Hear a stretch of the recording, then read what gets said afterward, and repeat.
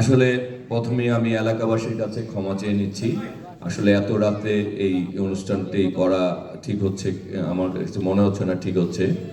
তাই আমি এলাকাবাসীর কাছে এই অনাকাঙ্ক্ষিত অনুষ্ঠানের জন্য আপনাদের কাছে ক্ষমা চাচ্ছি। দোষটি আমারই, কারণ আসলে আমরা একটা প্রোগ্রামে গেলে অনেকজন বিভিন্ন কারণে দেরি হয়ে যায়।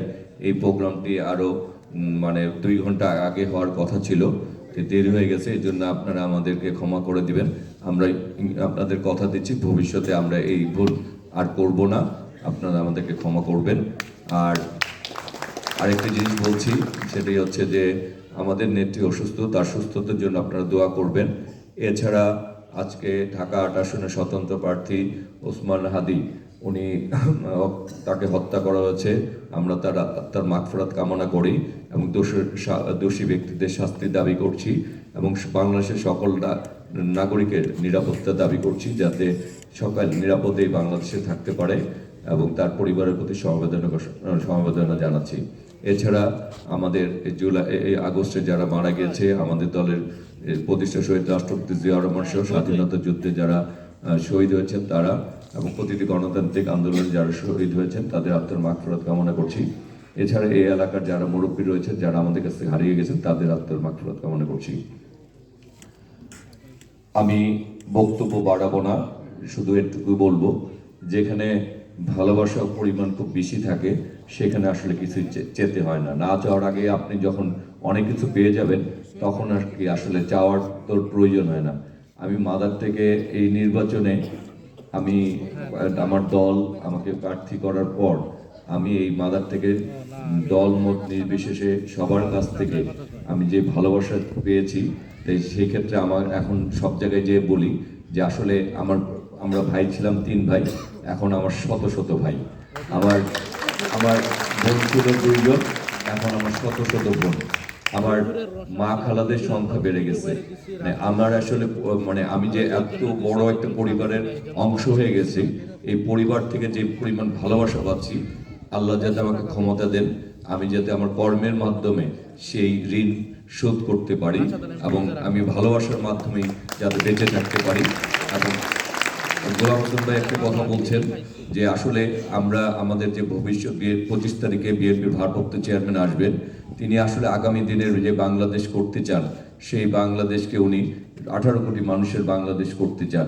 সেখানে সবার অধিকারকে সমান করতে চান, যেমন মানুষের ভোটাধিকার তিনি ফেরত চান, উনি গণতান্ত্রিক অধিকার চান, উনি মানুষের বাক স্বাধীনতা চান, প্রতিটি মানুষের মৌলিক অধিকার চান, সমাজের সবার সম অধিকার চান। এখন এতে যদি নষ্ট হয় তাহলে আমাদের দলের রাজনৈতিক নেতা কর্মীদের জন্যই নষ্ট হবে।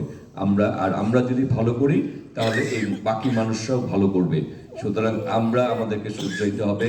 কেউ কোনো অপকর্মের সাথে অনেকের নাম অনেকভাবে চলে আসে, কিন্তু এগুলি থেকে সবাইকে ফিরে আসতে হবে। সবাই সঠিকভাবে চললে, মানুষের পাশে থাকলে, মানুষের মন জয় করলে সে আস্তে আস্তে আমাদের মানুষের কাছে যখন জনপ্রিয় উঠবে তখন আমাদের কাছে জনপ্রিয় উঠবে। আর তা না করলে সে আমার কাছে যতই ভালো থাকুক না কেন, মানুষ যখন তাকে ঘৃণা করা শুরু করবে তখন একটি সময় আমাদের সাথেও তার সম্পর্কে দূরত্ব তৈরি হবে। আর আমাদের দল যেহেতু, আমাদের ভারপ্রাপ্ত চেয়ারম্যান যেহেতু এইগুলির ব্যাপারে উনি আগামী দিনে ছাড় দিবেন না, সুতরাং তখন আমিও যদি ভালো না করি তাহলে আমি আমার নিজেকেও বাঁচাতে পারবো না। সুতরাং দেশের স্বার্থে, দলের স্বার্থে, মানুষের স্বার্থে আগামী দিনে আমাদের ভালোর সাথেই থাকতে হবে। তা আমি এই কথাটি সব জায়গায় বলি, আগামী দিনে আমরা ভালোর সাথে থাকবো, নিজেও ভালোর সাথে থাকবো এবং নিজেও মন্দ কাজ থেকে দূরে থাকবো। অন্যরা মন্দ করলে আমরা সবাই মিলে তার প্রতিরোধ করব, প্রতিবাদ করব, প্রতিহত করব। তাই আসলে আর বক্তব্য বাড়াবো না। আপনাদের কাছে ভালোবাসায় আমি মুগ্ধ, আপনাদের ভালোবাসার কাছে আমি কৃতজ্ঞ। আপনাদের কাছে এই জন্য আমি আজ কোথাও মাদার থেকে আসলে আমি ভোট চাই না, কারণ মাদার থেকে ভোট চাওয়ার মতো ভাষা আমি হারিয়ে ফেলেছি। কারণ এত ভালোবাসা পেয়েছি, তার কাছে যে আমার চাওয়ার আগে এত কিছু দিয়ে দেয়, তার কাছে চাওয়াটা হচ্ছে বোকামি। সুতরাং আমার মা বোনরা রয়েছেন, আমার এখানে সবাই এখন আমার আত্মীয়, এখন কেউ আমার দুঃসম্পর্কে কিছু না। সবার সাথে আমার একটা আত্মীয় সম্পর্ক তৈরি হয়েছে, রক্তের সম্পর্ক তৈরি হয়েছে এবং সেই সম্পর্কের মধ্যে আমি আমার কর্মে বেঁচে থাকতে চাই। এবং আমরা আগামী দিনে আমাদের জনতা মির্জা আব্বাস, আফরোজা আব্বাস প্লাস দলীয় নেতা কর্মী আমরা সবাই মিলে এমন একটা পরিবেশ গড়ে তুলব যাতে আমরা বলতে পারি আমাদের দল যে সিদ্ধান্ত দিয়েছিল আমাকে এই ধানের শীষের প্রতীকে প্রার্থী করে সেটি যাতে ভুল প্রমাণিত না হয়, আমরা সকলে সেই ক্ষেত্রে ঐক্যবদ্ধ থাকবো।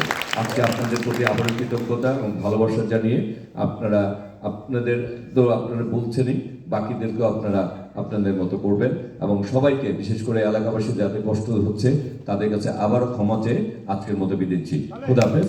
বাংলাদেশ জিন্দাবাদ।